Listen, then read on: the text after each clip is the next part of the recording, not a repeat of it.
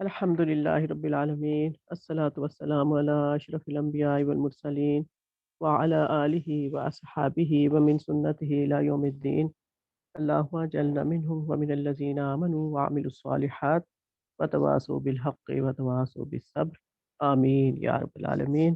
ربنا ارنا الحق حقا وارزقنا اتباعہ وارنا الباطل باطلا وارزقنا اجتنابہ۔ ربنا زدنا علما ربنا زدنا علما ربنا زدنا علما۔ رب اشرح لي صدري ويسر لي امري واحلل عقدة من لساني يفقهوا قولي آمین یا رب العالمین۔ اچھا، ہم نے ماشاءاللہ پڑھ لیا جملہ اسمیہ بہت اچھی طرح سے۔ ہم نے اس میں مبتدا اور خبر دو اس کے حصے ہوتے ہیں۔ پھر ہم نے خبر تو خبر ہی ہوتی ہے، وہ ہمیشہ عام طور پہ بلکہ خاص طور پہ نکرہ ہی ہوتی ہے، بہت کم کبھی وہ معرفہ ہوتی ہے۔ اور پھر ہم نے مبتدا کو ڈسکس کیا کہ وہ معرفہ ہوتا ہے اور دونوں حالت رفع میں ہوتے ہیں، اور مبتدا معرفہ ہوتا ہے تو وہ پہلے ہم نے اس کو پراپر ناؤن سے یعنی کہ کنکریٹ ناؤن سے بنایا جملہ، جیسے زید صالح۔ پھر ہم نے ناکرہ اسم کے ساتھ ال لگا کے اس کو معرفہ کر کے بنایا الولد صالح۔ پھر ہم نے اسم اشارہ کے ساتھ بنایا جیسے حاضہ، حاضہی وغیرہ وغیرہ، جتنے بھی اسم اشارہ ہیں حاضہ صالح کہہ دیں۔ پھر ہم نے اس سے بنایا ضمیر سے بنایا، ضمائر کے ہم نے ہوا صالح کہہ دیں۔ اب یہ ہم نے کمپلیٹ کر لیا، مبتدا ہمارا کمپلیٹ ہو گیا۔ اب ہم جملہ اسمیہ الحمدللہ بنا سکتے ہیں اگر ہمارے پاس ووکیبلری ہو۔ اور ووکیبلری کے لیے کیا ہے کہ آپ کو ٹچ میں رہنا ہوتا ہے، کچھ نہ کچھ پڑھتے رہنا ہوتا ہے یا کرتے رہنا ہوتا ہے، پھر ہی کسی بھی لینگویج کی ووکیبلری بڑھتی ہے۔ آج ہم نے شروع کرنے ہیں مرکبات ناقصہ۔ وہ جو جملہ ہم نے سیکھا وہ مرکب تام تھا۔ مرکبات کی دو قسمیں تھیں، ایک مرکب تام جس کو جملہ کہتے ہیں، اور دوسری مرکب ناقص۔ مرکب ناقص جو ہے اس میں مرکبات ناقصہ ہیں، یعنی کہ زیادہ سارے ہیں ایسے مرکبات جو ناقص ہوتے ہیں، پورا جملہ نہیں ہوتے۔ اب ہم مرکبات ناقصہ میں اسم اشاری شروع کریں گے، ٹھیک ہے۔ مرکب ناقص کیا ہوتا ہے؟ الفاظ کا ایسا مجموعہ جس سے بات پوری نہ ہو، ٹھیک ہے۔ وہ ریٹن میں بھی پوری نہیں ہوگی، جملہ نہیں ہوگا، وہ سمجھنے میں بھی پوری نہیں ہوگی۔ اب جیسے ہم مثال کے طور پہ مرکب تام کی مثال دیتی ہوں، یعنی کہ جملے کی یہ قلم ہے، اس کی ہم عربی کرتے ہیں حاذا قلم، ٹھیک ہے۔ اب یہ حاذا ہو گیا معرفہ اور قلم ہو گیا نکرہ، ٹھیک ہے۔ آپ کو پتہ ہے نکرہ اسم تنوین کے ساتھ ہوتا ہے۔ جب معرفہ اور نکرہ کا کمبینیشن بنتا ہے تو جملے میں ہے یا ہو کی جگہ بنتی ہے، کیونکہ عربی میں ان کے لیے کوئی لفظ نہیں ہے، جیسے انگلش میں ایز ایم آر ہے، اردو میں ہے اور ہے، لیکن عربی میں نہیں ہے۔ اس میں صرف مفہوم بنانا ہوتا ہے جملے کا، اور وہ بنتا ہے معرفہ پلس نکرہ کے کمبینیشن سے۔ اب مرکب ناقص اس کا کیا ہوگا؟ یہ قلم ہے، اس کے ساتھ سے ہم ہے ہٹا دیتے ہیں تو یقیناً وہ جملہ نہیں رہے گا۔ یہ قلم، یہ صرف ہم اشارہ کر رہے ہیں کسی ایک قلم کی طرف، یہ قلم کس کا ہے، کیا ہے، کیوں ہے، کہاں پڑا ہے، کیسا ہے، یہ بات اس سے پتہ نہیں چل رہی۔ اب یہ قلم جب ہم لکھیں گے تو اس کی عربی یقیناً ڈیفرنٹ ہوگی، ہاذا قلم نہیں ہوگی، ٹھیک ہے۔ یہی بات آج ہم نے دیکھنی ہے کہ اس میں ہم نے مرکب اشاری پڑھتے ہیں آج پہلے دن، اور مرکب اشاری میں ہم نے یہ دیکھنا ہے کہ یہ ایسا مرکب جس میں یہ ایسا مرکب ناقص جس میں اشارہ استعمال ہوا ہے اس کو مرکب اشاری کہیں گے، ٹھیک ہے۔ سمجھ آ گئی نا؟ ایسا مرکب ناقص جس میں اسم اشارہ استعمال ہو مرکب اشاری کہلاتا ہے۔ اس کے دو پارٹ ہوتے ہیں، کہے تو میں لکھ دوں۔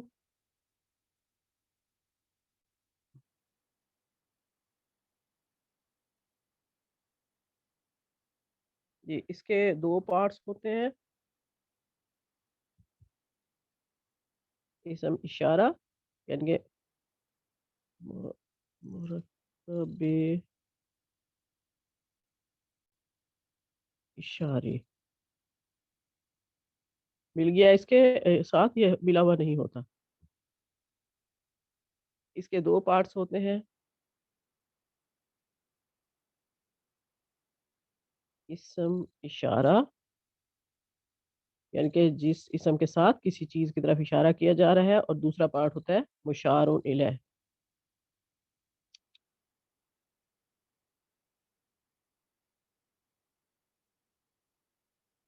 مشار را کے اوپر دو پیش ہوں گی، الیہ ہوتا ہے، عین نہیں ہوتا، اوکے، الف ہوتا ہے. اسم اشارہ اور مشار الیہ یہ دونوں مل کے مرکب اشاری بناتے ہیں. یعنی کہ مرکب سے آپ کو پتہ بھی چل رہا ہے کہ دو چیزوں کا، دو یا دو سے زیادہ چیزوں کے مجموعے کو مرکب کہتے ہیں. اب اس میں اردو میں مثلا کہہ دیں یہ قلم، وہ کتاب، یہ اور وہ کے جو بھی اشارے لگا لیں. اب یہ مثنیٰ اور جمع میں بھی ہو سکتے ہیں. مثلا یہ لڑکیاں، وہ لڑکے، وغیرہ وغیرہ جو بھی لگاتے جائیں، یہ سب مرکب اشاری ہوں گے، کیونکہ ان سے پتہ نہیں چل رہا کہ یہ چیزیں تو ہیں، دو مرکب تو مل رہے ہیں، دو اسما تو مل رہے ہیں، لیکن میننگ فل بات نہیں ہو رہی. اب اس میں ہوگا کیا کہ یہ جو مرکب اشاری ہے، اس میں اسم اشارہ اور مشار الیہ، اسم کے چاروں پہلوؤں کے اعتبار سے ان میں مطابقت ہوگی، جیسے ہم پیچھے پڑھتے ہوئے آ رہے ہیں. اب چاروں پہلوؤں کے اعتبار سے اس میں مطابقت ہونی چاہیے. یہ ہمیں پتہ ہے کہ جو اسم اشارہ ہے، یہ ہم پڑھ چکے ہیں پیچھے جب ہم نے مبتدا ڈسکس کیا تھا کہ اسم اشارہ معرفہ ہوتے ہیں. ٹھیک ہے، اب یہ تو ہمیں پتہ چل گیا کہ اسم اشارہ معرفہ ہے، لیکن اس لیے جو مشار الیہ ہے اس کو بھی معرفہ بنانا پڑے گا، کیونکہ یہ چاروں پہلوؤں میں سیم ہوں گے، یہ مبتدا اور خبر نہیں ہے. ٹھیک ہے، اب یہ جب اسم اشارہ معرفہ ہوگا تو مشار الیہ کو بھی معرفہ بنانا ہوگا. اگر وہ آلریڈی معرفہ ہے تو ٹھیک ہے، مثلا ھذا زید کہہ دو. لیکن اگر وہ معرفہ نہیں ہے تو اس پر ہم ال داخل کر کے اس کو نکرہ سے معرفہ بنا دیں گے. ٹھیک ہے، سمجھ آ رہی ہے نا؟ اب جیسے یہ جو اشارہ ہے، جیسے اردو میں سینٹنس بنتا ہے، عربی کا مرکب اشاری سیم ویسے ہے. اشارہ پہلے آئے گا اور مشار الیہ بعد میں آئے گا. اس میں سارے اسما ایک دوسرے کے ساتھ میچ ہوں گے، یہ بات آپ نے ذہن میں رکھنی ہے. اب اسی سے ہی بنا لیتے ہیں یہ قلم.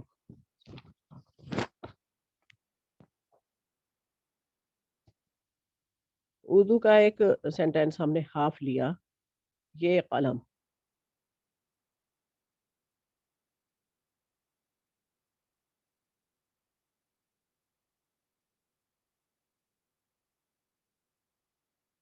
یہ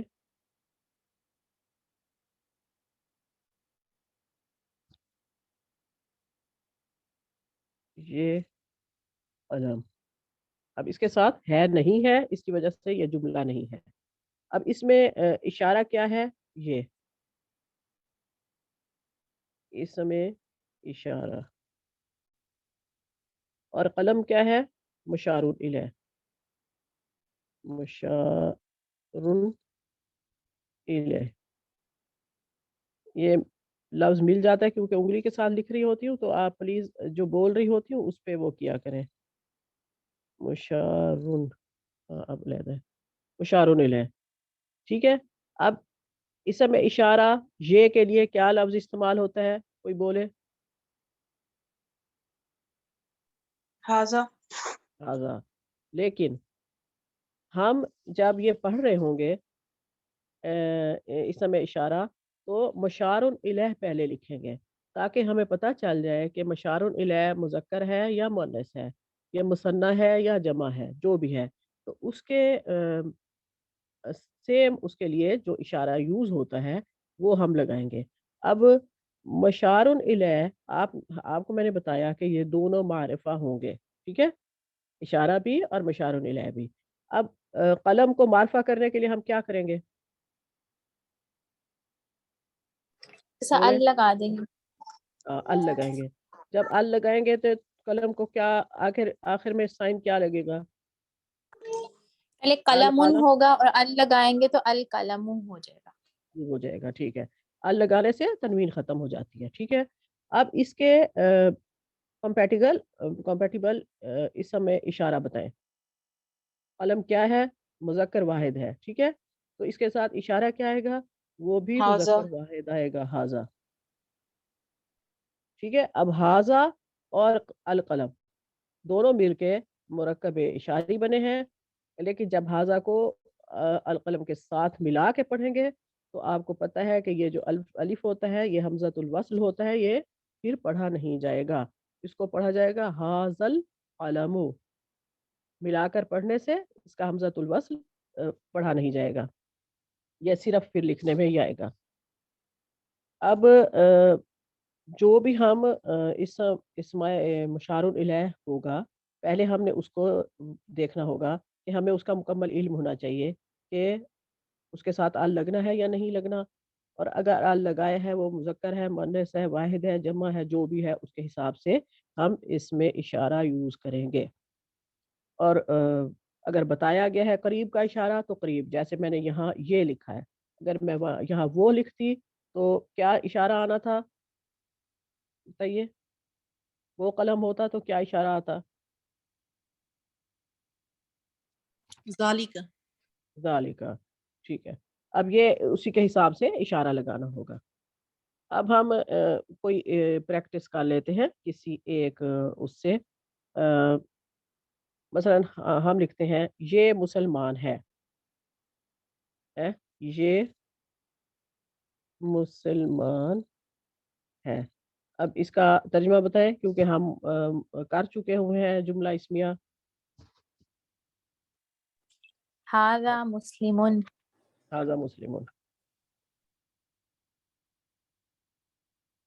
ہاں یہ دیکھیں، یہ معرفہ ہے، یہ نکرہ ہے، معرفہ اور نکرہ کے کمبینیشن سے ہے کا وہ آیا ہے، مطلب مفہوم آیا ہے۔ لیکن اگر ہم لکھتے ہیں یہ مسلمان، اب یہ بن گیا ادھورا جملہ، یعنی کہ مرکب اشاری، اس کا ہے ہم نے ہٹایا تو یہ مرکب اشاری بن گیا، مرکب ناقص ہو گیا، اور مرکب ناقص میں کون سا مرکب ہے؟ مرکب اشاری، کیونکہ یہ اسم اشارہ ہے۔ اب اس کی جمع، اس کا ترجمہ کریں، یہ مسلمان، کیا ترجمہ ہوگا اس کا؟ ھذا المسلم۔ ھذا المسلم، ٹھیک ہے۔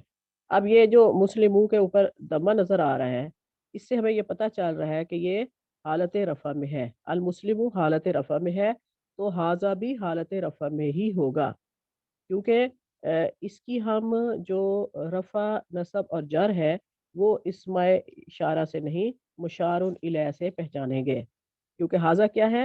مبنی ہے، اور جو مبنی ہوتا ہے وہ فتح دمہ کسرہ سب کے ساتھ سیم ہی آتا ہے۔ مشار الیہ سے ہمیں اس کی پتہ چلے گی اعراب، ٹھیک ہے، مشار الیہ سے ہمیں اسم اشارہ کا اعراب پتہ چلے گا۔ اب ہم یہاں اگر مثنیٰ کو لاتے ہیں، اس کو رب کر لیں،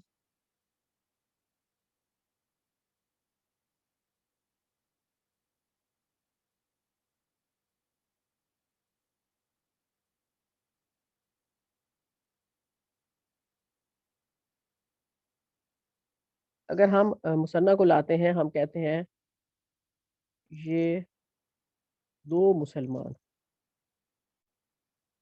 ٹھیک ہے، تو اس کی کیا عربک ہوگی؟ بولے کوئی؟ ھذانی مسلمان۔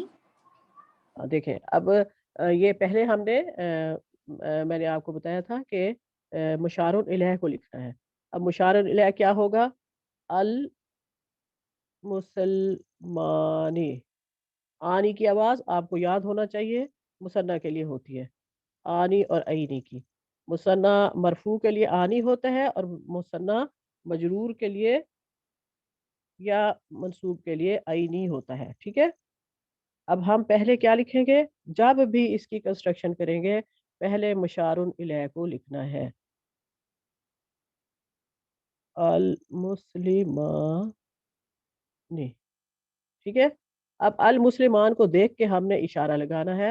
یہ دو مذکر ہیں تو ہم یہاں ہازانی لگائیں گے، اور یہ حالت رفع میں ہے آنی کی وجہ سے، تو یہاں بھی ہازانی آنی لگے گا. آپ کو معلوم ہونا چاہیے کہ اسم اشارہ یہ خاص بات ہے. آپ بے شک اپنی نوٹ بکس پہ نوٹ کر لیں. جو جنہوں نے کیا ہوا ہے انہیں تو پتہ ہی ہوگا، لیکن جو نیو ہیں انہیں اس بات کا پتہ نہیں ہوگا. خاص بات یہ ہے کہ واحد اور جمع کے جو اسم اشارہ ہیں وہ مبنی ہوتے ہیں، حالت رفع نصب جر میں ایک جیسے ہی رہتے ہیں. یعنی کہ جیسے ہاذا ہاذا ہاذا رہے گا، حاذہی ہی رہے گا تینوں حالتوں میں. اسی طرح ہا اولائے تینوں حالتوں میں ہا اولائے ہی رہے گا رفع نصب جر میں. لیکن جو مثنیٰ ہوتے ہیں اسم اشارہ وہ معرب ہوتے ہیں، مبنی نہیں ہوتے، وہ چینج ہوتے ہیں. ٹھیک ہے. اب حالت رفع میں ہازانی مسلمانی کے ساتھ ہازانی ہی آیا ہے.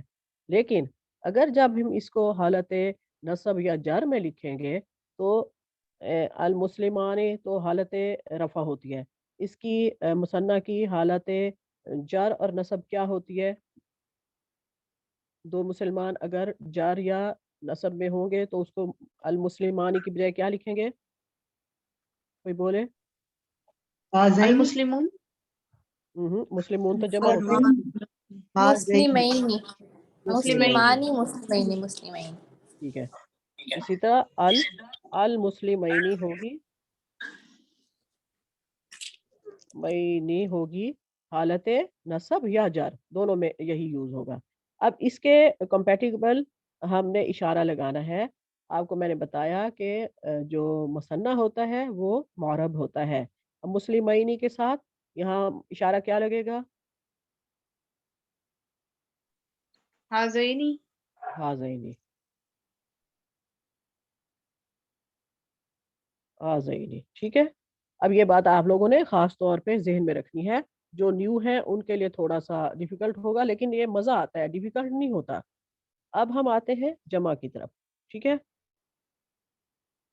اچھا یہ میں سارے مذکر کے کروا رہی ہوں مؤنث کے آپ خود کر لیجئے گا. جیسے مؤنث اگر دو مسلمان یعنی کہ عورتیں ہیں تو یہ حالت رفع میں ہوگا ہاتانی مسلمہ تانی. ٹھیک ہے. اور نصب اور جر میں ہوگا ہاتینی مسلمہ تینی. ٹھیک ہے. یہ جیسے اشارہ چینج مشار اللہ چینج ہوں گے، سیم اسی طرح اشارہ چینج ہو جائیں گے. اب ہم آتے ہیں اس کی جمع کی طرف. یعنی کہ اب لکھتے ہیں ہم مثلا یہ سب مسلمان، یا تین سے دو سے زیادہ مسلمان، چلو سب لکھ دیتے ہیں مسلمان. ہاں اب اس کی سب مسلمان سے مراد کیا ہے؟ جمع کا صیغہ آئے گا. اور جمع مسلمانی آگے اس کی جمع کیا ہوتی ہے؟ بولے کوئی. مسلمون. مسلمون میں کے ساتھ ال لگائیں گے. ٹھیک ہے. المسلمون. اب اس سے اس کے حساب سے اشارہ لگائیں. یہ ہے اشارہ کیا لگے گا؟ اچھا ہاؤلائی. اچھا جو نیو ہوتے ہیں نا، جیسے ہم بھی جب نئے کر رہے تھے تو ہم جلدی جلدی پورے اس کو رپیٹ کرنے لگ جاتے تھے، ہے نا. تو آپ بھی جلدی سے رپیٹ کر لیا کریں، اس سے پھر زیادہ ایک تو پکا ہو جاتا ہے، دوسرا پھر یہ کہ یاد بھی ٹھیک سے آ جاتا ہے. اچھا یہاں ہاؤلائی لکھیں گے. یہ ہاؤلائی، ٹھیک ہے. اب ہاؤلائی میں نے آپ کو بتایا کہ یہ مبنی ہے، یہ نصب جر سب میں، رفع نصب جر سب میں ہاؤلائی ہی رہے گا. لیکن جب ہم اس کی جر بنائیں گے تو المسلمون کو کیا کر دیں گے؟ نصب یا جر بنائیں گے تو المسلمین. جیسے واو نون رفع کی، ہاں واو نون رفع کی علامت تھی، اور یا نون نصب اور جر کی علامت ہے. المسلمین یہ نصب اور جر ہو گیا، لیکن ہا اولائے کا ہے ہا اولائے ہی رہے گا کیونکہ یہ مبنی ہے. اب اگر عورتوں کے لیے آئے، یہ سب مسلمان عورتیں، تو ہا اولائے مسلماتو، ٹھیک ہے. ال لگائے گئے تو اس لیے مسلماتو بن جائے گا، ورنہ اگر صرف مسلماتون ہوتا تو نکراب ہوتا تو مسلماتون ہوتا. اسی طرح ہا اولائے ہی رہے گا، لیکن اگر رفع نصب یا جار لکھنی ہو تو المسلمات اس کے اوپر سائن کیا لگے گا اگر نصب لکھنی ہو؟ ہم؟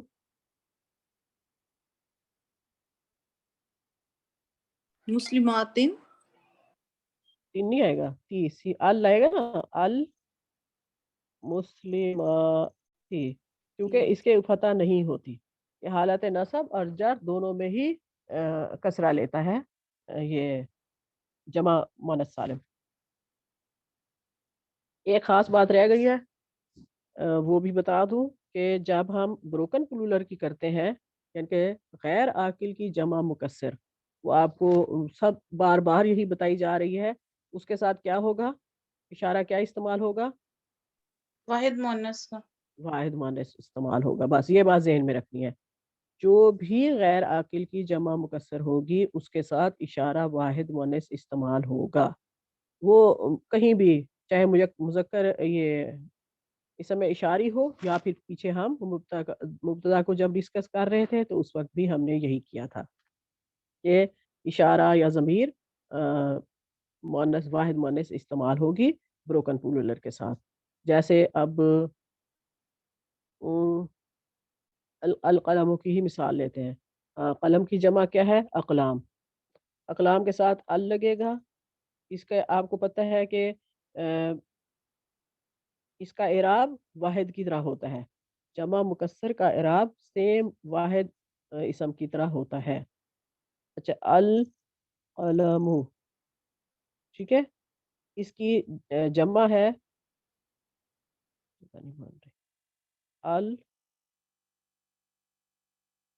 الاقلام،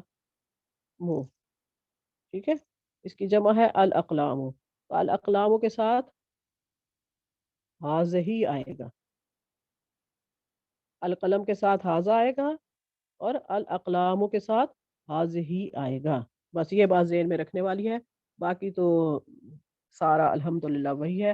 اگر کسی نے کچھ پوچھنا ہے، اس میں کسی بات کی سمجھ نہیں آئی تو پوچھ لے. پریکٹس کے لیے میں انشاءاللہ آپ کو بھیج دوں گی کلاس کے بعد،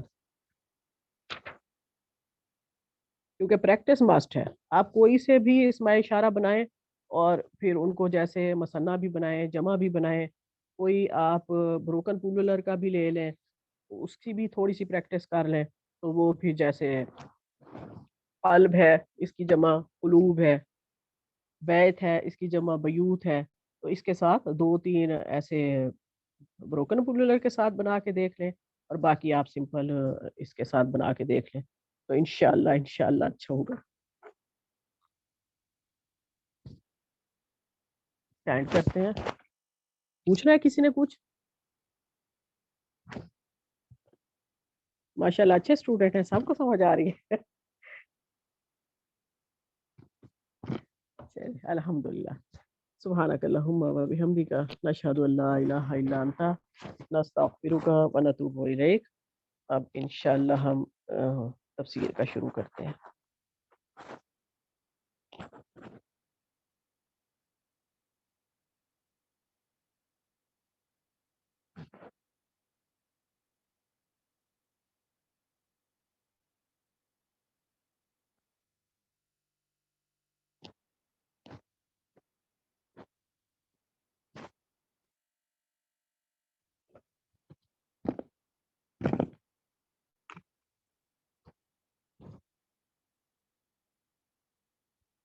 अल्हम्दुलिल्लाहि रब्बिल आलमीन, अस्सलातु वस्सलामु अला अशरफिल अंबियाइ वल मुरसलीन व अला आलिहि व अस्हाबिहि व मिन सुन्नतिहि इला यौमिद्दीन।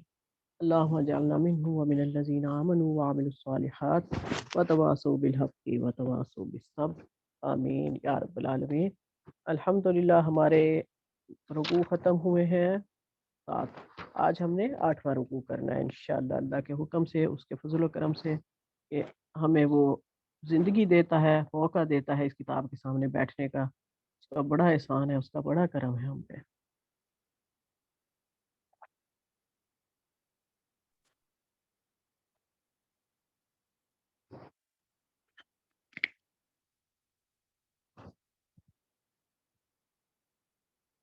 औज़ु बिल्लाहि मिनश शैतानिर रजीम।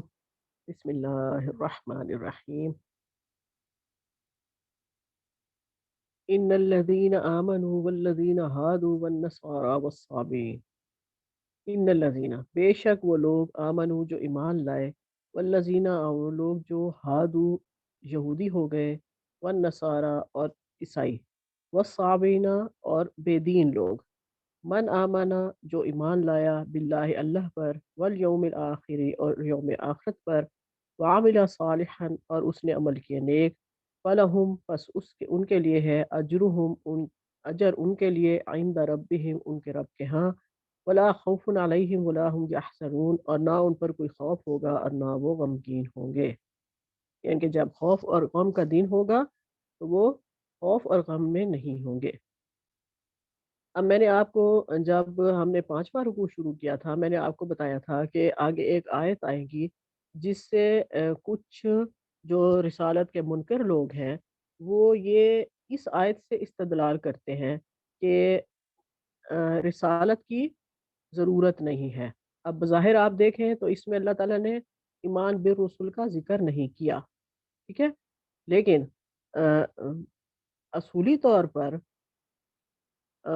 ये है कि जब 5वां रुकू शुरू हुआ था, तो उसमें अल्लाह ताला ने जो इब्तिदा की थी यहूद को दावत की, दावत इस्लाम की, या रसूल पाक सल्लल्लाहु अलैहि वसल्लम पे ईमान लाने की या इस किताब पे ईमान लाने की, तो वो बड़ी पुरज़ोर दावत थी ईमान की। शुरू सारी बात उस ईमान की दावत से हुई है। वआमिनू बिमा अंज़लता मुसद्दिक़न लिमा मअकुम वला तकूनु अव्वला काफ़िरिन बिह वला तश्तरू बिआयाति समनन कलीला व इय्याया फत्तकून।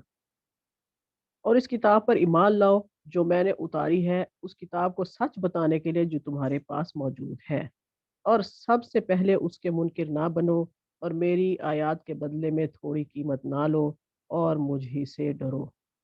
ठीक है? ये इस ज़ोरदार दावत से ईमान की, यहूदियों को ईमान की दावत शुरू हुई थी। अब ये तकाज़ा है फ़साहत व बलागत का कि बार-बार उस बात को ना दोहराया जाए। अल्लाह ताला हर रकूዕ में फिर ये बात ना कहें। तो इसलिए इस आयत में रिसालत का ज़िक्र नहीं, ये अंडरस्टूड है कि बगैर रिसालत के ईमान अमल साले काबिल कबूल नहीं है। अब अगर कोई ये कहे कि हदीस है कि जिसने एक बार भी ज़बान से ला इलाहा इल्लल्लाह कहा, वो जन्नत में दाखिल होगा। ठीक है ना? ये हदीस आपने सुनी और पढ़ी हुई भी होगी। अब कोई ये बात कह दे कि बस सिर्फ़ एक दफ़ा ला इलाहा इल्लल्लाह कह दिया तो मैं जन्नत में चला जाऊँगा। ना वो अमल साले करे, ना वो हकूक़ व फ़राइज़ पूरे करे, कुछ भी ना करे, तो वो जन्नत में नहीं जा सकता। पूरी हदीस को देखा जाएगा, पूरी आयत के कॉन्टेक्स्ट को देखा जाता है। कहीं से कोई एक आयत लेके, उसका मतलब लेके और उस पे पूरा-पूरा अमल करना ये सही नहीं है, ठीक है? अब हाँ, पीछे आगे एक आयत आएगी, उसमें ये होगा कि ना तुम करीब जाओ नमाज़ के। अब बंदा ये कहे कि नमाज़ के करीब नहीं जाना, आगे पीछे पढ़े ही ना। ये वही हाल यहाँ जो मुनकिर रिसालत है, वो इस आयत को लेके करते हैं। कि इसमें क्योंकि रिसालत का ज़िक्र नहीं है, तो इसलिए जो नेक अमाल करते हैं दुनिया में, वो चाहे यहूदी हों, ईसाई हों, साबी हों, यानी कि बेदीन हों, तो वो सब नेक अमाल करने वाले लोग जन्नत में जाएँगे, ऐसा नहीं है।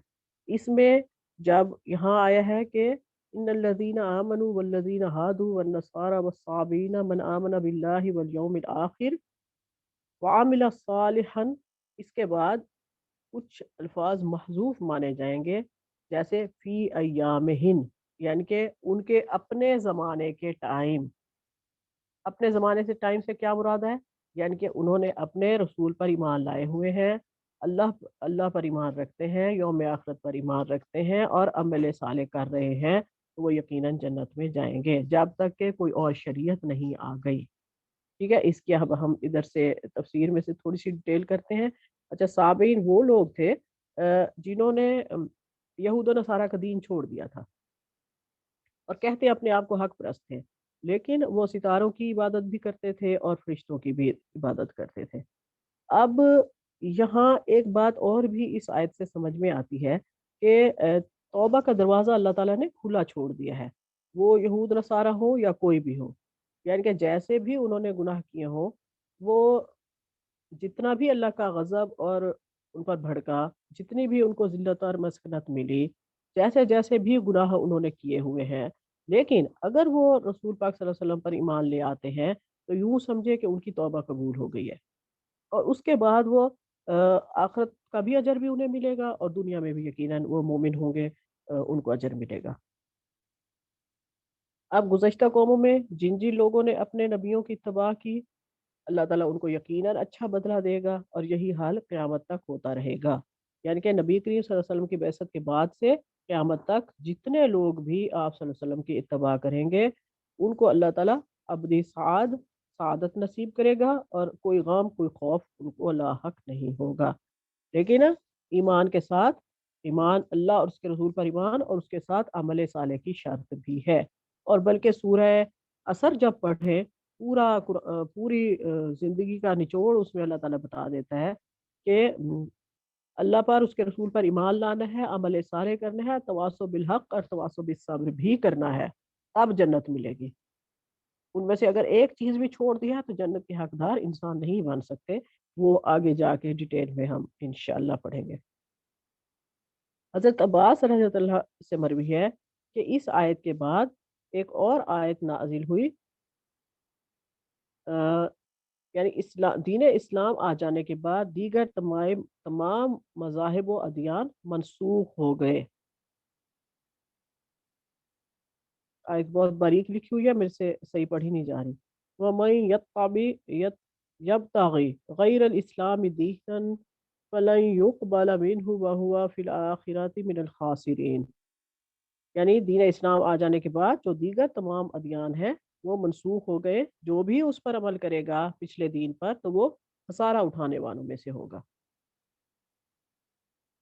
یہاں اس آیت میں جو یہود و نصارہ اور صابئین کے بارے میں اجر بتایا گیا ہے، وہ ان لوگوں کے لیے ہے جو رسول پاک صلی اللہ علیہ وسلم سے پہلے تھے.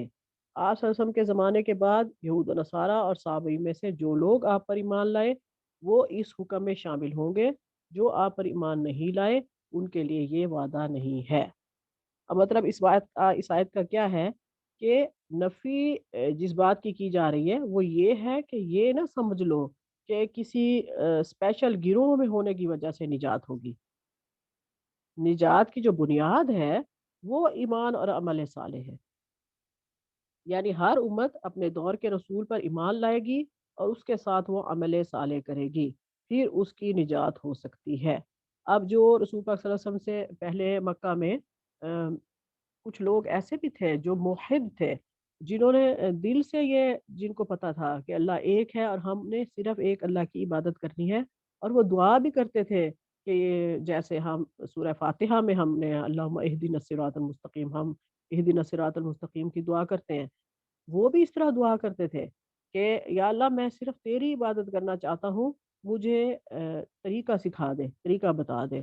اور یہ جو حضرت عمر فاروق رضی اللہ عنہ کے جو بہنوئی تھے زید اور ان کی بہن فاطمہ، جو ان کے ایمان لانے کا سبب بھی بنے تھے، تو جو زید رضی اللہ عنہ کے والد تھے سعید، وہ حرم کا چادر پکڑ پکڑ کے اللہ تعالیٰ سے یہ دعا مانگتے ہوتے تھے کہ یا اللہ میں بتوں کی گندگی سے دور ہوں، مجھے طریقہ سکھا کہ میں صرف اور صرف تیری عبادت کروں. وہ یعنی کہ شریعت مانگتے تھے، طریقہ مانگتے تھے. اب جب شریعت نہیں ہوگی آپ کے پاس، طریقہ نہیں ہوگا آپ کے پاس، آپ صرف ایک اللہ پر ایمان رکھتے ہیں، تو پھر آپ کیسے عمل صالح کریں گے یا کیسے آپ جنت میں جا سکتے ہیں جب تک شریعت نہیں ہوگی؟ تو یہ اس آیت کا یہ مطلب ہے، جو لوگ اس کو رسالت کو اس سے نکال دیتے ہیں وہ صحیح نہیں ہے، ان کا ایمان صحیح نہیں ہے۔ واللہ عالم بالصواب۔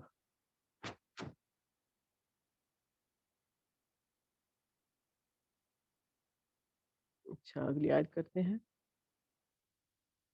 اعوذ باللہ من الشیطان الرجیم۔ وَإِذْ أَخَذْنَا مِيثَاقَكُمْ، وَإِذَا اور جب، أَخَذْنَا ہم نے پکڑا یا لیا، مِيثَاقَكُمْ عہد تم سے، وَرَفَعْنَا اور اٹھایا ہم نے، فَوْقَكُمْ تمہارے اوپر، الطُّورَ طور کو، پہاڑ کو، خُذُوا پکڑو، ما جو، آتَيْنَاكُمْ دیا گیا ہے تم کو، بِقُوَّةٍ قوت کے ساتھ، یعنی کہ مضبوطی کے ساتھ، وَاذْكُرُوا اور ذکر کرو، ما فیہ جو اس میں ہے، لعلکم تتقون شاید کہ تم متقی ہو جاؤ یا پرہیزگار ہو جاؤ یا ڈرو۔ ثم پھر، تولیتم تم پھر گئے، من بعد اس کے بعد، ذالکا یہ، فلولا پس ہرگز نہیں، فضل اللہ پس، فلو پس اگر، لا نہیں، فضل اللہ فضل ہوتا اللہ کا، علیکم تم پر، ورحمتہ اور اس کی رحمت، لکنتم من الخاسرین تو تم یقیناً خسارہ پانے والوں میں سے ہو جاتے۔ اب یہ بھی ایک یہود سے خطاب کا حصہ ہے کہ اللہ تعالیٰ نے جب ان کو تورات دی اور اس کی تعلیمات کی حفاظت کا عہد و پیمان لیا ان سے، اور انہیں یہ حکم دیا کہ خود بھی اس پر عمل کرنا ہے اور پھر آگے اس کو پھیلانا بھی ہے، عمل کروانا بھی ہے، لیکن وہ اپنے اس وعدے سے پھر گئے۔ اب اللہ تعالیٰ نے اپنے روب کے لیے اور ان کے دلوں میں خشیت پیدا کرنے کے لیے اپنی قدرت کا یہ ایک معجزہ دکھایا کہ کوہ طور کو ان کے سروں کے اوپر اٹھا لیا تھا، اور باقاعدہ یعنی کہ ان کی اسرائیلیات میں لکھا ہوا ہے کہ اس طرح اٹھایا تھا کہ وہ نیچے پڑے تھے، اور جب سجدے میں گرے ہوئے تھے تو آنکھیں اوپر کر کر کے دیکھتے بھی تھے کہ پہاڑ ہمارے اوپر گر نہ جائے۔ اب اس طرح تو اللہ تعالیٰ نے ان کو تورات پکڑائی تھی، کیا انہوں نے خاک عمل کرنا تھا، اور یہ حکم دیا کہ اس کو مضبوطی کے ساتھ پکڑنا ہے، یعنی کہ کبھی اس کو چھوڑنا نہیں ہے اور اس پر ہمیشہ عمل کرنا ہے، اس کے اوامر و نواہی پر عمل پیرا ہونا ہے اور صبر سے کام لینا ہے۔ لیکن وہ پھر گئے، خیر انہوں نے نہیں وہ کیا، اب انہوں نے اپنے عہد سے پھرے۔ اب اس کے بعد انہوں نے یہ کوئی خیال ہی نہیں رکھا کہ جب ہم یہ عہد توڑیں گے تو اس کا انجام کیا ہوگا، یعنی کہ انجام کی فکر ہی نہیں کرتے تھے۔ انہیں یہ شاید کچھ زیادہ ہی خوش فہمی تھی کہ ہمیں اللہ تعالیٰ معاف ہی کر دے گا، کچھ زیادہ ہی خوش فہمیاں تھیں ان کو۔ اب یہی امت مسلمہ کا حال ہے، ہمیں بھی بڑی خوش فہمیاں ہیں کہ ہم جنت میں جائیں گے۔ پھر اللہ تعالیٰ کے عذاب انہیں پکڑتے رہے، اور پھر بھی اللہ تعالیٰ ان پر رحم کرتا رہا، بار بار معاف کرتا رہا، اور ان کی رہنمائی کے لیے ان پر یہ احسان بھی کرتا رہا کہ انبیاء اور رسول بھیجتا رہا کہ شاید وہ راہ راست پر آ جائے۔ لیکن جس نے راہ راست پر آنا ہوتا ہے اس کو نہ تو نشانیوں کی ضرورت ہوتی ہے اور نہ ہی معجزات کی، وہ ویسے ہی اللہ اور اس کے رسول پر ایمان لے آتے ہیں بے شک۔ اگلی آیت ہے، وَلَقَدْ اور یقیناً، عَلِمْتُمُ الَّذِينَ تم جانتے ہوگے ان لوگوں کو، اعتدوا جنہوں نے زیادتی کی، منکم تم میں سے، فی السبت ہفتے کے دن، فقلنا پس کہا ہم نے، لہم ان کے لیے، کونو ہو جاؤ، قردۃً خاسئین ذلیل و خوار بندر، قردۃً بندر کو کہتے ہیں، وجعلناها پس بنا دیا ہم نے ان کو، نکالا لما بین یدیہا یعنی کہ عبرت جو اس وقت کے لوگ تھے، بین یدیہا یعنی کہ تمہارے ہاتھوں کے درمیان، وما خلفہا اور جو بعد میں آنے والے تھے، وموعظۃً اور نصیحت، للمتقین متقین کے لیے، اللہ سے ڈرنے والوں کے لیے۔ اور یقیناً تم نے ان لوگوں کو جان لیا جنہوں نے تم میں سے ہفتہ کے دن حکم میں زیادتی کی، تو ہم نے ان سے کہا تم لوگ پھٹکارے ہوئے بندر ہو جاؤ، بس ہم نے اس واقعہ کو اس زمانے کے لیے اور اس کے بعد آنے والوں کے لیے عبرت بنا دیا، اور اللہ سے ڈرنے والوں کے لیے نصیحت بنا دیا۔ بے شک یہ ایک بستی تھی، کسی سمندر کے کنارے رہتی تھی، تو ان کا روزگار ہی، ان کا پیشہ ہی مچھلیاں پکڑنا تھا، اور جو ہفتے کا دن ہے یہ یہودیوں کا عبادت کا دن ہے، جیسے ہمارا جمعہ ہے، عیسائیوں کا اتوار ہے، ان کا ہفتہ ہے۔ تو اب یہ عبادت کا جو دن تھا، اللہ تعالیٰ نے ان کی آزمائش بھی تو کرنی ہوتی تھی، بہت کما رہے تھے اس سے، مچھلیوں کے اس سے، شکار سے۔ تو اللہ تعالیٰ نے اس دن حرام کر دیا روزگار کمانا، صرف عبادت کا دن ہے۔ اور جو پریکٹسنگ یہودی ہیں اب بھی وہ اس بات کی پابندی کرتے ہیں، ہفتے کو دیکھیں ان کے ہاں بھی ہفتے کو چھٹی ہوتی ہے، ہفتے کو چھٹی بھی ہوتی ہے، اور وہ باقاعدہ عبادت وغیرہ بھی کرتے ہیں۔ تو اس بستی کے لوگوں نے یہ ایک ہیلا بازی نکالی، ایک ٹرک نکالا۔ جتنے بھی یہ لیم ایکسکیوز ہوتے ہیں نا، ان سب کو دین کے اس میں ہیلے کہا جاتا ہے۔ یعنی کہ آپ عمل نہیں کرنا چاہ رہے کسی بھی دین کے حکم پر، اور آپ اس کے لیے بہانے تلاش کر رہے ہیں۔ دنیا کے کاموں کے لیے ہمارے پاس بہانے نہیں ہوتے، ہم بڑے بڑے کام کر جاتے ہیں جو ہم نے کرنا ہوتا ہے، بہانے سارے کرتے ہیں ہم دین کے معاملے میں، اور تھکاوٹیں بھی ساری ہمیں اسی ٹائم ہوتی ہیں جب کوئی دین کا کام ہوتا ہے۔ تو انہوں نے یہ ہیلا سازی کی ہفتے کے دن، انہوں نے کیا کیا کہ وہ کھالے بنا لیے، چھوٹی نالیاں بنا لی، اور تالاب چھوٹے چھوٹے بنا لیے، اور پہلے ہی رات ایک دو دن پہلے جالیاں لگا دیتے بھی ہفتے والے دن نہیں کرنا۔ اور اس سے یہ ہوتا کہ مچھلیاں جو تھی نا، وہ اللہ تعالیٰ نے آزمائش جو دی تھی، وہ ہفتے کے دن میں اچھل اچھل کے نظر آتی تھی، ہوتی بھی زیادہ تھی، تو وہ ادھر تالاب وغیرہ میں پھنس جاتی تھی۔ پھر یہ رات جیسے آتی تھی سنڈے کی، تو یہ رات کے ٹائم وہ سارے مچھلیاں نکال لیتے، شکار ہو گیا۔ اب اس ہیلا سازی کی بد عہدی کی سزا اللہ تعالیٰ نے انہیں یہ دی کہ ان کی صورتوں کو بندر بنا دیا تھا، یعنی کہ ان کی صورتیں مسخ کر دی تھی، مگر ان کے دل اور دماغ وہی انسانوں والے تھے۔ انہیں پتا تھا بھائی میں یہ ہوں، میں یہ ہوں، یعنی کہ سب کا ایک دوسرے کا، لیکن شکلیں ان کی وہ بندر کی ہو گئی تھی۔ اس کی جو یہ واقعہ ہے، اس کی تفسیر انشاءاللہ ہم سورہ اعراف آیت 163 میں بڑی ڈیٹیل کے ساتھ پڑھیں گے، اس لیے یہاں ڈیٹیل میں نہیں جا رہی۔ آپ کو پتہ ہے سورہ بقرہ میں قرآن کے سارے مضامین کی تھوڑی تھوڑی وہ ہے، انٹروڈکشن ہے۔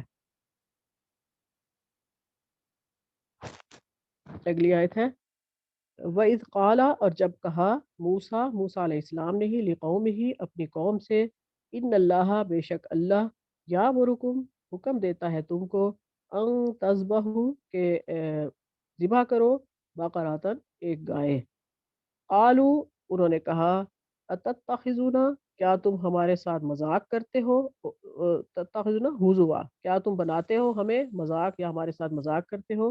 قالا، کہا، اعوذ باللہ، پناہ مانگتا ہوں میں اللہ کی، ان اکونا من الجاہلین، کہ میں جاہلین میں سے ہو جاؤں۔ اب دیکھیں، یہ ایک واقعہ ہے کہ بنی اسرائیل کا ایک آدمی قتل ہو گیا تھا، عامیل نامی، شاید اس کا اسرائیلیات میں یہی نام ہے۔ تو جو مقتول کے ورثہ تھے انہوں نے قصاص کا مطالبہ کیا، لیکن پتہ نہیں چل رہا تھا کہ اس کو قتل کس نے کیا ہے۔ تو اللہ تعالیٰ نے یہ حکم دیا کہ ایک گائے کو ذبح کرو، اور اس کا ایک ٹکڑا لے کر اس مردے کے جسم پہ لگاؤ، تو وہ زندہ ہو جائے گا، اور وہ اپنے قاتل کی خبر دے دے گا۔ چنانچہ ایسا ہی کیا، لیکن گائے مل جانے سے پہلے، اسے ذبح کرنے سے پہلے، جو یہ یہودی تھے انہوں نے موسیٰ علیہ السلام کو کس طرح جھٹلایا، یہ ابھی ہم اگلی آیتوں میں پڑھتے ہیں، اور کس طرح کہا کہ تم نے ہمارا مذاق بنایا یا مذاق اڑا رہے ہو، اور پھر جو گائے کی صفات کی تفصیل میں اپنی کچھ فہمیوں کا ثبوت دیا، یہ ساری اگلی آیات میں تفصیل آ رہی ہے۔ یا اللہ تعالیٰ نے انہیں اپنا احسان یاد دلا رہا ہے کہ ایک آدمی کے قتل کے بعد جو تمہارے درمیان اختلاف واقع ہو رہا تھا، تو اس کا فیصلہ اللہ تعالیٰ نے کس طرح آسانی سے کروانا چاہا کہ گائے کا ایک ٹکڑا لگاؤ اس کے جسم پہ، تو قاتل اپنا مقتول اپنے قاتل کا نام بتا دے گا، اور وہ یقیناً اس نے بتایا، اور وہ پھر مار بھی گیا۔ تو اب یہ اگلی آیتوں کا ترجمہ کرتے ہیں، اور آپ دیکھیں گے کہ کیسے وہ مین میخ نکالتے تھے اس میں، احکامات میں، اللہ کے احکام ماننے میں۔ قالوا مولانا، کہا انہوں نے، یعنی کہ جب حضرت موسیٰ علیہ السلام نے ان سے کہا گائے کے ذبح کرنے کا، تو اب وہ کیا کہہ رہے ہیں؟ انہوں نے کہا دعا کیجئے، ادعو لنا، دعا کیجئے ہمارے لیے، ربا کا، اپنے رب سے، یبین لنا، کہ بیان کرے ہمارے لیے، ماہیا، وہ کیسی ہو، گائے کیسی ہو۔ اعلیٰ کہا، انہو، بے شک وہ، یقولو کہتا ہے، یعنی کہ اللہ تعالیٰ فرماتا ہے، انہا، بے شک وہ گائے، ہا کی ضمیر گائے کی طرف ہے، بقراتن، گائے، لا فارضن، نہ بوڑھی ہو، ولا بکر، اور نہ بچیا ہو، یعنی کہ بچی ہو، عوانم بین ذالک، ان دونوں کے درمیان ہو، یعنی کہ درمیانی عمر کی ہو یا جوان ہو، ایسے کہہ دیں۔ فَافْعَلُوا مَا تُؤْمَرُونَ، بس کر گزرو جو تمہیں حکم دیا جا رہا ہے۔ اب دیکھیں حضرت موسیٰ علیہ السلام انہیں کہہ رہے ہیں کہ جو حکم دیا جا رہا ہے بس وہ کر گزرو، یعنی کہ کوئی بھی گائے ذبح کر کے اس کا ٹکڑا مار لو، لیکن وہ ان کی جو عادت تھی ہیلوں بہانوں کی، وہ آگے پھر کہہ رہے ہیں، قالوا ادع لنا ربک، قالوا، انہوں نے کہا دعا کرو ہمارے لیے، ربا کا، اپنے رب سے، یبین لنا ما لونھا، بیان کرے ہمارے لیے کہ اس کا رنگ کیسا ہو۔ قالا، کہا، انہو یقولو، بے شک اللہ فرماتا ہے، انہا بقرۃ، وہ گائے ہو، صفراء، زرد رنگ کی، فاقع لونھا تسر الناظرین، وہ دیکھنے والوں کے لیے خوبصورت لگے، یعنی کہ آنکھوں کو بھلی لگے، ایسا رنگ ہو اس کا، دیدہ زیب ہو یا خوش کر دے انسان کو۔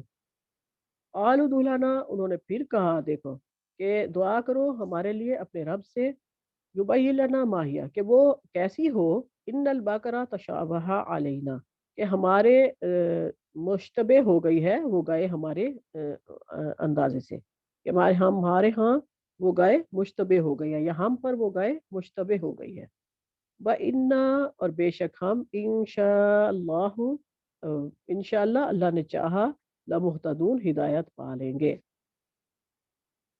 قالا، کہا، انہو، بے شک وہ، یعنی کہ اللہ تعالیٰ، یقولو فرماتا ہے، انہا بقرۃ، بے شک وہ گائے ہو، لا ذلول، نہ کام کرنے والی، تو تثیر الارض، کھیتوں میں کھیتی کرنے والی، ولا تثیر الارض، ہل جوتنے والی، ولا تسقی الحرث، اور نہ پانی پلانے والی، یعنی کہ کھیتوں میں جو سیراب کرتے ہیں جانور، مسلمت، تندرست ہو، لا شیعۃ فیہا، اور اس پر کوئی داغ نہ ہو۔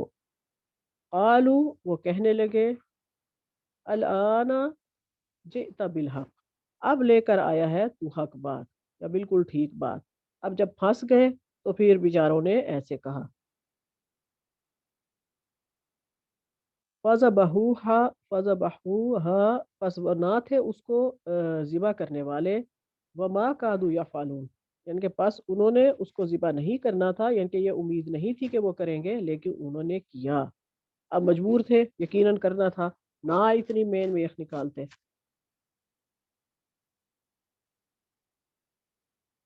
اچھا، اب وہ پچھلا ہم نے کر لیا کہ موسیٰ علیہ السلام کسی کا مذاق اڑانے والے نہ تھے، مذاق اڑانا نادانوں کی صفت ہوتی ہے، نہ کہ اللہ کے نبیوں کی۔ اب یہ جو ان کی کجروی تھی، یہ اللہ کے رسول سے کثرت سوال تھا، اور یہ انبیاء کو، رسولوں کو تنگ کرنے کا طریقہ تھا، ان کی فطرت تھی یہ، کہ وہ جان بوجھ کے تنگ کرتے تھے۔ اس واقعے میں بھی انہوں نے یہی کیا، اور گائے کی عمر وغیرہ سے، اس کے رنگ سے اور چیزوں سے سوال کرتے رہے۔ اگر وہ سوال نہ کرتے اور کوئی بھی گائے ذبح کر دیتے تو یقیناً اللہ تعالیٰ ان پر سختی نہ کرتا، یا پھر اللہ تعالیٰ نے کیا کیا کہ سختی یہ کی کہ وہ گائے ان سے ذبح کروائی جس کو وہ اپنے ہاں کیا سمجھتے تھے، یعنی کہ معبود کا ایک طرح سے درجہ دیتے تھے۔ اب اس کے ذبح کروانے میں دو حکمتیں ہیں، ایک تو یہ کہ گائے کی جو دل میں ان کے محبتیں تھیں وہ اس پر ضرب لگائی اللہ تعالیٰ نے، دوسرا یہ حکمت کہ اللہ تعالیٰ کسی کو بھی چاہے مردوں کو زندہ کر سکتا ہے، اس وقت میں یہ دو باتیں آئی ہیں۔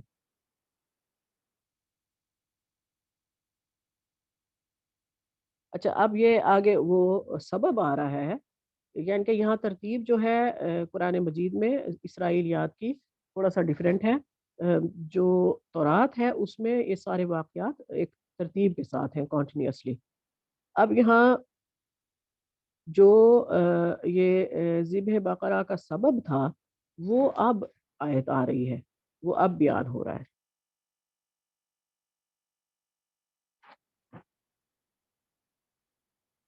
وَإِذْ قَتَلْتُمْ، اور جب قتل کیا تم نے نفسن ایک جان کو، فَادَّارَعْتُمْ، پس اختلاف ہو گیا تمہارے درمیان، فیہا اس میں، واللہ اور اللہ مخرجم نکالتا ہے، ما کنتم جو تم کرتے ہو، جو تم رکھتے ہو، تکتمون چھپا کر، یعنی کہ اللہ تعالیٰ نے وہ ظاہر کر دیا جو تم نے چھپا لیا تھا۔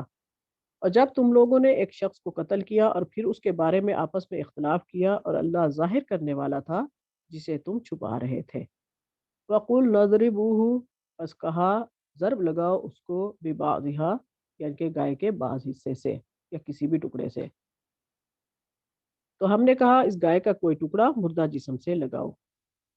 کذالک، اسی طرح، یحیی اللہ الموتیٰ، زندہ کرتا ہے اللہ مردوں کو، وَیُریکم آیاتہ لعلکم تعقلون، اور تمہارے لیے نشانیاں دکھاتا ہے تاکہ تم عقل سے کام لو۔ اب یہ مردہ آدمی ان لوگوں کی آنکھوں کے سامنے زندہ ہوا گائے کا ٹکڑا ایک لگانے سے، اور اس نے اپنے قاتل کا نام بتایا اور پھر مر گیا۔ اور یہ ایک واقعہ، یہ کھلی دلیل ہے اس بات پر کہ اللہ تعالیٰ مردوں کو زندہ کرنے پر قادر ہے۔ اب آگے نیا رکوع شروع ہو رہا ہے، کہیں تو شروع کروں ورنہ سٹاپ کر دیں؟ بھابی ٹائم تو ہے ابھی، کر لیں اگر کرنا ہے تو۔ کر لیں، میرا خیال ہے اچھا ہے، تھوڑا اور ہو جائے گا کیونکہ ابھی تو آپ کی ٹائم ہے۔ مرضی۔ کیونکہ یہ جو واقعہ ہے یہ تو بات ختم ہو گیا، اب نیکسٹ ڈفرینٹ ٹاپک شروع ہو رہا ہے، کیونکہ رکوع سے بھی ایک آیت آگے ہوا ہے یہ واقعہ، اب یہ انسانوں کے دلوں کی بات آ رہی ہے۔ چلیں کر لیتے ہیں تھوڑا سا، ٹھیک ہے؟ اعوذ باللہ من الشیطان الرجیم۔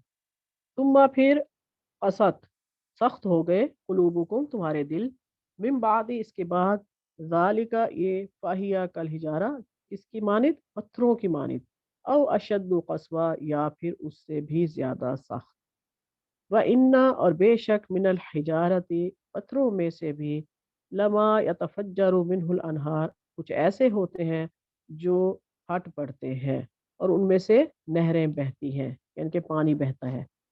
وَإِنَّ اور بے شک، منہا ان میں سے، لما یشقق کچھ ایسے ہیں جو شق ہو جاتے ہیں، فَيُخْرِجُ الْمَاءَ اور اس میں سے پانی بہتا ہے۔ اچھا، کچھ میں سے چشمے پھوٹ پڑتے ہیں اور کچھ میں سے پانی بہتا ہے۔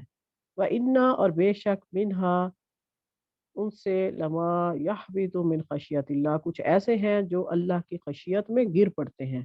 وَمَا اللَّهُ بِغَافِلٍ عَمَّا تَعْمَلُونَ اور اللہ نہیں غافل اس سے جو تم عمل کرتے ہو۔ اچھا، اب اللہ تعالیٰ نے پچھلی آیت میں کہا کہ اسی طرح اللہ تمہیں اپنی نشانیاں دکھاتا ہے تاکہ تم سمجھ جاؤ، پھر اس کے بعد تمہارے دل سخت ہو گئے، بس وہ پتھر کی مانند ہے یا اس سے بھی زیادہ، اور بعض پتھر ایسے ہیں جن سے نہریں جاری ہو جاتی ہیں، اور بعض ایسے ہیں جو پھٹ جاتے ہیں اور ان سے پانی نکلتا ہے، اور بعض ایسے ہیں جو اللہ کے ڈر سے گر جاتے ہیں، اور اللہ تمہارے کاموں سے غافل نہیں ہے۔ اب یہاں یہ واقعہ بیان یعنی کہ بتائی گئی ہے تمثیل کے ساتھ، یعنی کہ اگر ہم یہ اپنے اوپر لیں، وہ آپ نہ لیں ان کو یہود و نصارہ پر، تو یہ کیا ہے، سوچنے کی بات یہ ہے کہ ہمارے دل بھی سخت ہو گئے ہیں، اور دل سخت کیوں ہوتے ہیں انسانوں کے؟ اللہ کے حکم کی نافرمانی کی وجہ سے، پے در پے انہوں نے نافرمانیاں کی، پے در پے یہی کرتے رہے کہ اپنی مرضی کرتے رہے، جب انحراف کیا اللہ کے احکامات سے، اس کے رسول کے احکامات سے، تو پھر یقیناً دل آہستہ آہستہ آہستہ آہستہ سخت ہو گئے، جیسے حدیث میں ہم نے پڑھا ہے کہ دلوں پر جب انسان گناہ کرتا جاتا ہے تو دلوں پر کالا نقطہ پڑتا جاتا ہے، اور وہ اگر استغفار کر لیتا ہے، توبہ کر لیتا ہے، صدقہ خیرات کر دیتا ہے، یعنی کہ اس گناہ کو دھونے کے لیے، تو وہ نقطہ صاف ہو جاتا ہے۔ لیکن اگر وہ مسلسل ہی نافرمانیاں کرتا رہتا ہے تو دل آہستہ آہستہ کالے سیاہ ہو جاتے ہیں۔ یہ مفہوم بتایا حدیث کا، ایگزیکٹ مجھے یاد نہیں تھا، لیکن یہ ہم نے پڑھا ہے۔ تو ان لوگوں کے دل بھی، جو بھی کوئی بھی امت ہو، یہ یہودیوں پہ نہ لیا کریں، اپنے اوپر لیا کریں۔ اگر نافرمانیاں کرتی رہے گی تو آہستہ آہستہ اس کے دل سخت ہو جائیں گے. اور ہم یہ بات اچھی طرح سے اپنی ذات سے بھی جانتے ہیں کہ اگر ہم تھوڑی سی بھی غفلت کر لیتے ہیں، جیسے قرآن کلاس ہے، کچھ کوئی حدیث کی کلاس میں لے رہی ہوں یا کوئی بھی، اگر ایک ویک بھی تھوڑی سی سستیاں کر لو نا، اگلے ویک کوئی نہ کوئی پرابلم ضرور آ جاتی ہے. یعنی کہ ہمارے دلوں کو ہر وقت کوئی نہ کوئی ڈوز چاہیے ہوتی ہے پاک صاف رہنے کے لیے، اور یہ لگے رہنا چاہیے، چاہے ٹوٹے پھوٹے ہی لگے رہیں، لیکن نافرمانیوں کے کام نہیں کرنے. اگر کوئی غلطی کوتاہی کچھ ہو جاتا ہے تو دل کو پاک صاف کر لیا کریں. اور اس کے بہت سارے طریقے ہیں، صدقہ خیرات بھی کر سکتے ہیں، نوافل بھی پڑھ سکتے ہیں، توبہ استغفار بھی کر سکتے ہیں، اور اللہ تعالیٰ کے نام جو ہیں ان کا ذکر کرتے رہیں، ورد کرتے رہیں، تو بھی دل صاف ہو جاتے ہیں. اب یہ واقعہ جو اللہ تعالیٰ نے انہیں دکھایا، یہ چشمدید گواہ تھے وہ اس واقعے کے، اس سے ان کے دلوں میں نرمی پیدا ہونی چاہیے تھی اور اللہ کی یاد میں مشغول ہو جاتے، لیکن اس کے باوجود بھی ان کے دل سخت ہوئے، جس کی گواہی اب اللہ تعالیٰ اس جگہ پہ دے رہے ہیں کہ وہ پتھر سے بھی زیادہ سخت ہیں. اور ان کے دلوں کو سختی پتھر سے مثال کیوں دی ہے؟ کیونکہ جو میٹل ہوتی ہے وہ آگ میں پگھل جاتی ہے، کہ وہ ہیٹ پہ پگھل سکتی ہے، لیکن یہ جو پتھر ہیں یہ پگھلتے نہیں ہیں، یہ ہیٹ پہ بھی اور زیادہ سخت ہو جاتے ہیں، کالے ہو جاتے ہیں، جل جاتے ہیں. یعنی کہ پتھر کا کوئلہ بھی آپ کو پتہ ہے کہ کتنا وہ ہوگا. ہم نے جب پیچھے تفسیر پڑھی تھی کہ کیوں کہا اللہ تعالیٰ نے کہ پتھر ہوں گے اس میں جہنم میں، یعنی کہ جو بتون کے ہوں گے، یا پھر پتھروں کی مثال کیوں دی جہنم میں؟ کیونکہ جو پتھر کا کوئلہ ہے وہ جلتا ہی رہتا ہے، وہ آسانی سے نہیں بجھتا، اور اس کی ہیٹ بھی جلدی کام نہیں ہوتی. تو اس لیے یہ جو یہاں پتھر کی مثال کیوں دی ہے، یہ پگھلتے نہیں ہیں، یہ پتھر ہی رہتے ہیں. اب یہ کہ پتھر جو ہیں وہ ان کے دلوں سے بہتر ہیں، کیونکہ بعض پتھر ایسے ہوتے ہیں جن میں سے نہریں جاری ہو جاتی ہیں، اور بعض ایسے ہوتے ہیں جب یعنی کہ یہاں بھی دل کو لے لیں کہ جب پتھر دل انسان پر کوئی ایسی چیز اثر کرتی ہے جو اس کی زندگی کو بدل دیتی ہے، تو پھر یقیناً وہ پتھر ہوا جس کے اندر سے نہریں جاری ہو گئی. اور بعض پھٹ پڑتے ہیں، ان میں سے چشمے جاری ہوتے ہیں، یہ بھی بھائی دل ہے. یعنی کہ پتھر بھی دو باتیں ہو سکتی ہیں اس کی، کہ وہ پتھر اچھا ہے اس دل سے جس کے اندر سے چشمہ جاری ہو گیا، یا وہ دل جو پہلے پتھر تھا اور پھر اللہ کے فضل و کرم سے، اس کے فیض سے اس پر کسی ایسی چیز کا اثر ہوا کہ اس میں سے چشمے جاری ہو گئے. اور اللہ کے خوف سے یقیناً دل ڈرتے ہیں، بہت ڈرتے ہیں، کبھی کبھی تو بہت ہی ڈرتے ہیں. اور یہ پتھر بھی، آپ اس پہ لینڈ سلائڈنگ کی بات بھی آ رہی تھی کہ جیسے پتھر اوپر سے نیچے گر جاتے ہیں، وہ بھی اللہ کے خوف سے، اور جو انسانوں کے دل ہیں وہ بھی اللہ کے خوف سے نیچے گرتے ہیں.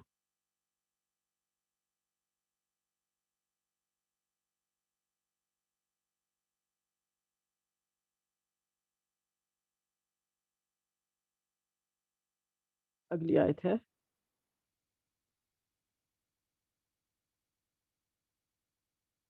افتطمعون، کیا تم امید رکھتے ہو، ایؤمنو، کہ یہ ایمان لائیں گے، لکم، تمہارے اوپر یا تمہارے لیے، وقد قانا، اور یقیناً وہ ہے فریق، ایک فریق، منہم، ان میں سے، یسمعون، جو سنتے ہیں، کلام اللہ، اللہ کا کلام، ثم پھر یحرفونہ، بدل دیتے ہیں اس کو، من بعد، اس کے بعد، ما عقلوہ وہم یعلمون، جان بوجھ کر یعنی کہ بدل لیتے ہیں اس کے سمجھ لینے کے بعد. کیا تم امید رکھتے ہو یہ لوگ تمہارے لیے ایمان لائیں گے، حالانکہ ان میں ایک گروہ کلام الہی کو سنتا تھا اور پھر اسے سمجھ لینے کے بعد جان بوجھ کر بدل دیتا تھا.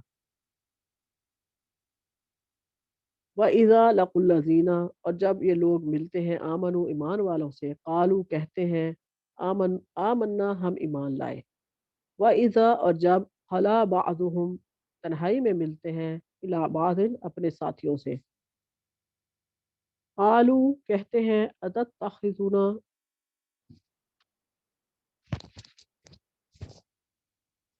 ٹشو دو،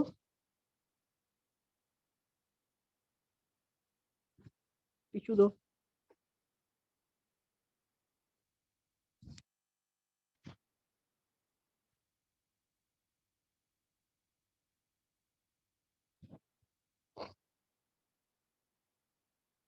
قالوا کہتے ہیں اتحدثونہم بما فتح اللہ علیکم لیحاجوکم بہ عند ربکم افلا تعقلون۔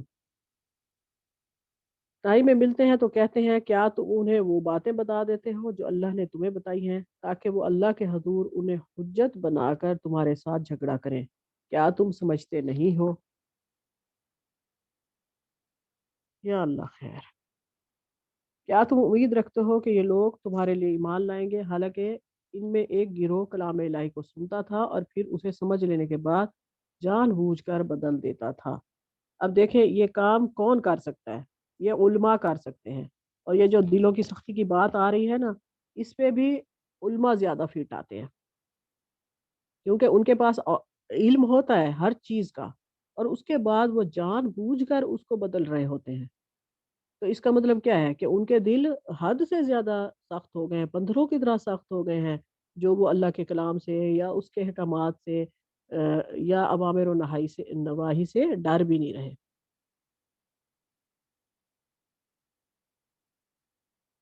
اب یہود کے دلوں کی سختی کے بعد اللہ تعالیٰ نے یہاں مسلمانوں سے خطاب کیا ہے کہ تم یہ امید رکھتے ہو کیا کہ یہ لوگ تمہارے دین میں داخل ہو جائیں گے؟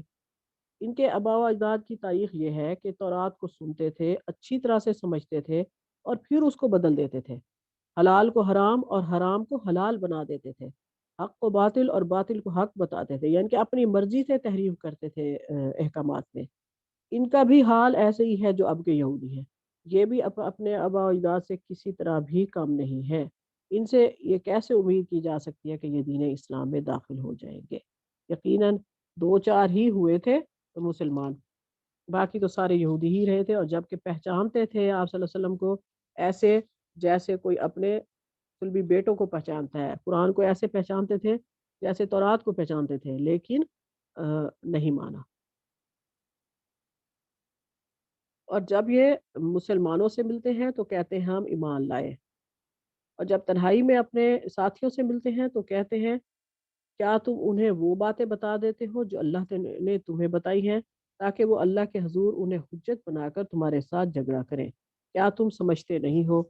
اب یہاں یہ جو منافقت کا بیج ہے نا، یہ یہودیوں نے عرب میں بویا تھا۔ عربوں کو منافقت کا پتہ نہیں تھا، وہ اسٹریٹ فارورڈ تھے، سچے تھے، جو سامنے کہتے تھے وہی پیٹ پیچھے کہتے تھے، اور جو بات زبان سے نکالتے تھے اس پر مضبوطی سے جمے رہتے تھے۔ لیکن جب یہودی آ کر رہے ادھر مدینہ میں تو انہوں نے مسلمانوں کو بتایا تھا منافقت کیا ہوتی ہے، اور کئی پھر ان کے ساتھ منافق مسلمان کہتی ہوں، عربوں کو بتایا تھا منافقت کے بارے میں، کیونکہ یہ ان کے ساتھ کرتے تھے ایسے، تو انہیں بھی پتہ چل گیا منافقت کا۔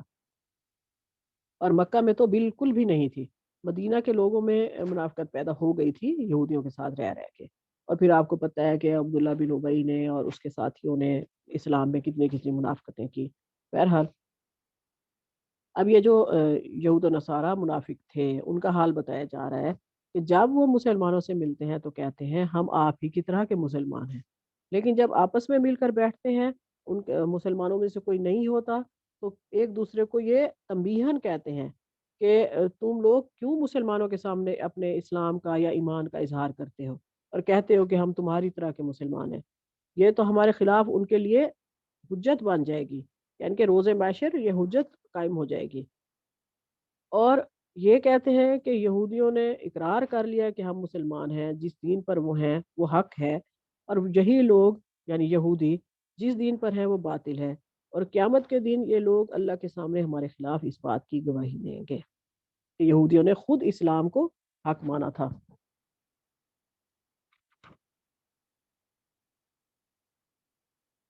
اور یہ بھی کہ دنیا میں یہ جو یہودیوں کی جو کتابیں ہیں یعنی کہ تورات تھی، اس میں اسلام کے بارے میں اور رسول پاک صلی اللہ علیہ وسلم کے بارے میں صداقت کی گواہی موجود تھی۔ اور پچھلی آیت میں جب 5واں رکوع ہم نے کیا ہے اس میں اللہ تعالیٰ نے کہا بھی ہے کہ جو عہد کیا اللہ تعالیٰ سے تم نے، تمہاری تورات میں ہے یہ عہد کہ اس نبی پر ایمان لانا ہے، اس کی کتاب پر ایمان لانا ہے، اگر نہیں لاؤ گے ایمان تو پھر آپ نے آگے وعیدیں سنی ہیں، تو یقیناً روز محشر ساری مخلوقات کے سامنے ان کی رسوائی ہوگی، اور وہ پھر اکیلے میں ایک دوسرے کو کہتے ہیں کہ یہ بات مسلمانوں کے سامنے نہ کہا کرو کہ ہم مان لے آئے ہیں۔ اولا یعلمون ان اللہ، کیا یہ لوگ جانتے نہیں کہ اللہ سب کچھ جانتا ہے؟ ان اللہ یعلم، کہ بے شک اللہ جانتا ہے، ما یسرون و ما یعلنون، جو وہ ظاہر کرتے ہیں، چھپاتے ہیں اور جو ظاہر کرتے ہیں۔ ومنہم امیون لا یعلمون الکتاب الا امانیہ، اور ان میں سے بعض لوگ جو ان پڑھ ہیں سوائے چند بے جا آرزوؤں کے کتاب میں سے کچھ بھی نہیں جانتے۔ وَإِنْهُمْ لَا إِلَّا يَظُنُّونَ، اور وہ خام خیالی میں مبتلا ہیں، یعنی کہ ظن میں، گمان میں، وہم میں مبتلا ہے۔ کیا یہ لوگ جانتے نہیں ہیں کہ وہ اللہ سب کچھ جانتا ہے، جو وہ چھپاتے ہیں اور جو ظاہر کرتے ہیں، اور ان میں سے بعض لوگ ان پڑھ ہیں سوائے چند بے جا آرزوؤں کے اللہ کی کتاب میں سے کچھ بھی نہیں جانتے، اور وہ صرف خام خیالی میں مبتلا ہے۔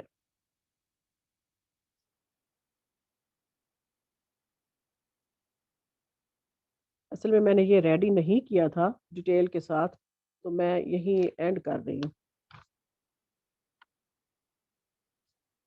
انشاءاللہ نیکسٹ ویکس کو کریں گے۔